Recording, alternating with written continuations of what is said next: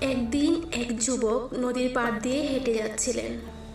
তিনি খুব ক্ষুধার্ত ও তৃষ্ণার্ত ছিলেন।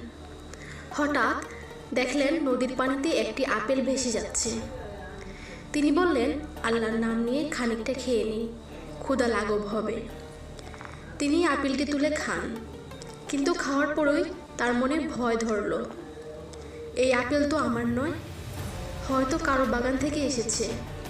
অনুমতি ছাড়া খাওয়া কি জায়েজ হলো? এই ভয়ে তিনি তওবা করে নদীর স্রোতের উল্টো দিকে হাঁটতে শুরু করলেন, যেন আপেলটি যেখান থেকে এসেছে সেই জায়গা খুঁজে মালিকের কাছে ক্ষমা চাইতে পারেন।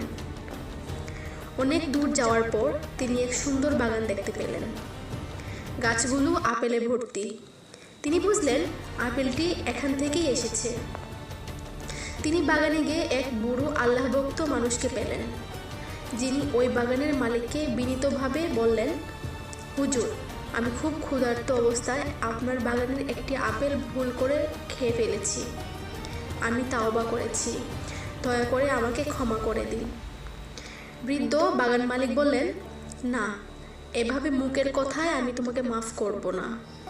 মাফ পেতে চাইলে আমার একটি শর্ত আপনার পূরণ করতে হবে।